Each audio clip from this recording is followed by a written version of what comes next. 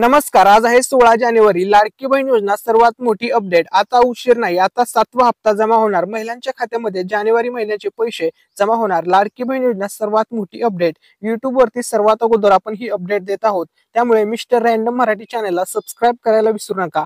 आता या ठिकाणी बघा, लाडकी बहीण योजना सर्वात मोठी अपडेट. आजच्या व्हिडिओचे 2 टॉपिक असणार आहेत की लाडकी बहीण योजनेचा जो 7वा हप्ता आहे, म्हणजे जानेवारीचा हप्ता आहे, तो कधी जमा होणार. तसेच दुसरा मेन टॉपिक असणार आहे, ज्या महिलांना आता लाडकी बहीण योजनेमध्ये पुन्हा अर्ज करायचा आहे किंवा नवीन अर्ज करायचा आहे, तर नवीन अर्ज तुम्ही कसा भरू शकता ऑनलाईन पद्धतीने, त्याविषयी संपूर्ण गायडन्स आजच्या व्हिडिओमध्ये देणार आहे. त्यामुळे व्हिडिओला लाईक करायला आणि चॅनलला सबस्क्राईब करायला आणि व्हिडिओ शेअर करायला अजिबात विसरायचं नाहीये. व्हॉट्सअप असेल, फेसबुक असेल, सर्व सोशल मीडिया प्लॅटफॉर्मवरती हा व्हिडिओ जास्तीत जास्त शेअर करायचा आहे. ठीक आहे. आता बघा, सर्वात पहिला प्रश्न, कोणत्या महिलांना पैसे मिळणार. तर बघा, ज्या महिला पात्र आहेत अशा सर्व लाडक्या बहिणींना या ठिकाणी 7वा हप्त्याचे पैसे मिळणार आहेत. त्यानंतर बघा, तुमचा दुसरा प्रश्न होता की रक्कम किती मिळणार, की बाबा 7वा जो हप्ता आहे तो आम्हाला 1500 मिळणार की 2100 मिळणार. हा सर्व महिलांचा प्रश्न आहे. तर आजच्या व्हिडिओमध्ये याच्याविषयी सुद्धा संपूर्ण माहिती सांगणार आहे. त्यानंतर बघा, तुम्हाला मागील पैसे येणार का, हा प्रश्न बऱ्याच महिलांनी विचारलेला होता की बाबा आमचे ऑक्टोबरचे पैसे बाकी आहेत, नोव्हेंबर महिन्याचे पैसे बाकी आहेत किंवा डिसेंबरचे पैसे बाकी आहेत, आम्ही लेट अर्ज भरला होता वगैरे असे बरेचसे कमेंट्स आले होत्या. तर तुम्हाला मागील पैसे मिळणार का, तर त्याच्याविषयी सुद्धा अपडेट सांगणार आहे. त्यामुळे व्हिडिओ शेवटपर्यंत पाहायचा आहे. आता पहिला आपला मेन टॉपिक आहे की नवीन अर्ज कसा करायचा लाडकी बहीण योजनेसाठी. आता आपण त्याविषयी माहिती जाणून घेऊया. तर बघा, लाडकी बहीण योजनेचा अर्ज करण्यासाठी जी काही प्रोसेस आहे ती आता तुमच्यासोबत शेअर करतो. तर बघा, लाडकी बहीण योजना राज्य सरकारने या ठिकाणी सुरू केलेली आहे. अर्ज करण्यासाठी प्रक्रिया पुढील प्रमाणे आहे. तर या ठिकाणी बघा, सध्या अंगणवाडी सेविकांमार्फतच यासाठी अर्ज करण्याची प्रक्रिया सुरू करण्यात आलेली आहे. त्याचबरोबर ऑनलाईन पोर्टलवर देखील नवीन अर्जदार पर्याय खुला झालेला आहे. मात्र अद्याप या ठिकाणी नोंदणी करताना एरर येत आहे. बघा, एरर नाही आली तर तुमचा अर्ज त्या ठिकाणी नोंदणी होणार आहे. आता तुम्हाला या ठिकाणी सोप्या भाषेत सांगतो की तुम्हाला अर्ज कसा करायचा आहे. खूप सोपी पद्धत आहे. बघा, पहिली स्टेप आहे, एकूण 6 स्टेप आहे. त्यातली पहिली स्टेप आहे, योजनेच्या अधिकृत वेबसाईटला जायचं आहे. वेबसाईटची लिंक मी तुम्हाला डिस्क्रिप्शन मध्ये दिलेली आहे. त्या लिंकवर क्लिक करायचं आहे आणि त्या लिंकवरती क्लिक केल्यानंतर तुमच्या समोर अशा प्रकारे इंटरफेस येतो. त्या ठिकाणी बघा, तो ओपन केल्याच्या नंतर तुम्हाला बघा, नवीन नोंदणी करा या पर्यायावरती किंवा तेथे अर्जदार लॉग इन करा यावरती तुम्हाला क्लिक करायचं आहे किंवा साइन अप वगैरे असतं तिथे. ठीक आहे. त्यानंतर त्या ठिकाणी तुम्हाला आवश्यक अशी माहिती भरायची आहे. तुमचं नाव टाकायचं आहे, आधार क्रमांक, संपर्क, ठीक आहे, तुमचा संपर्क क्रमांक, ईमेल असेल तिथे गरज असेल तर टाकायचं आहे. ओटीपी वगैरे तिथे मागतील ते लॉग इन करताना, ते तुम्हाला तिथे सबमिट करायचं आहे. ठीक आहे. एवढं सर्व केल्याच्या नंतर तिसरी जी स्टेप असणार आहे, तर आता बघा, तुम्हाला या ठिकाणी लॉग इन करायचं आहे. नोंदणी झाल्यानंतर लॉग इन पर्याय वापरून लॉग इन करा. त्यानंतर तुमचा आधार किंवा युजर आयडी वापरून पूर्ण प्रोफाईल पूर्ण करा. आता तुमची या ठिकाणी प्रोफाईल पूर्ण झालेली आहे.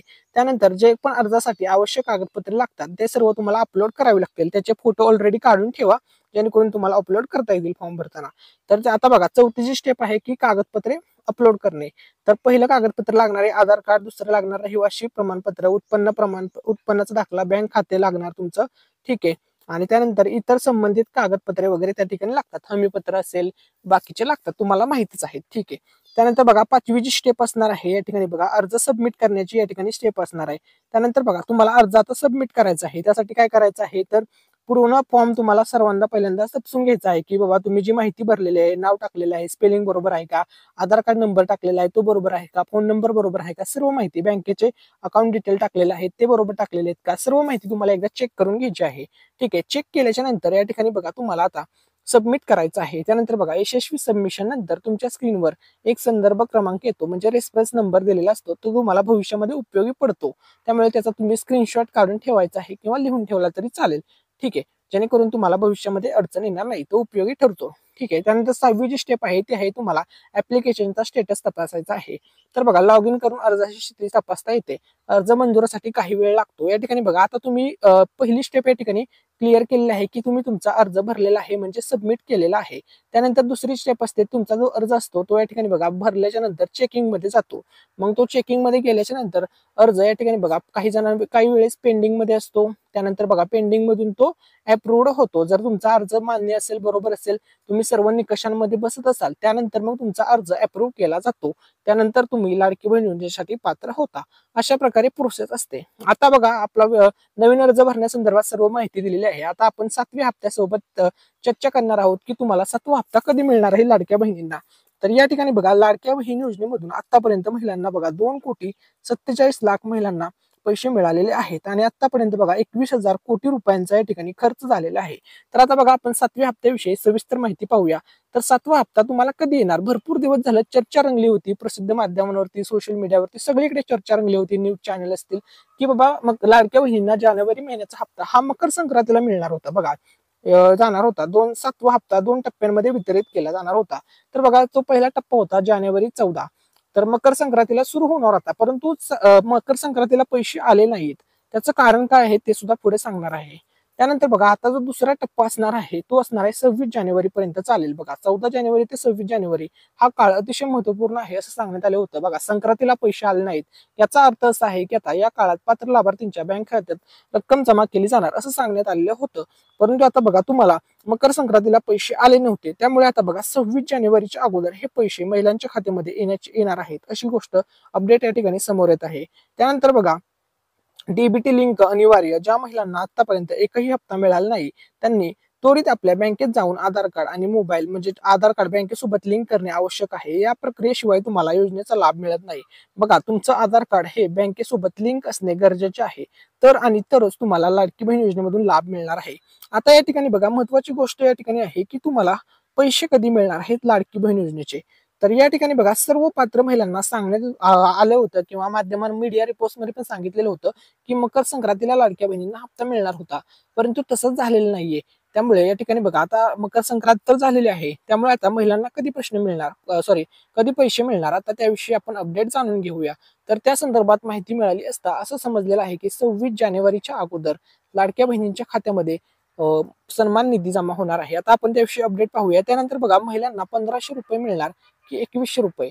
तर बघा तुम्हाला जानेवारी महिन्याचा जो हप्ता आहे, सध्याचा जो जानेवारीचा हप्ता आहे, हा जानेवारीचा हप्ता महिलांना 1,500 रुपये मिळणार आहे अशी सूत्रांची माहिती मिळालेली आहे.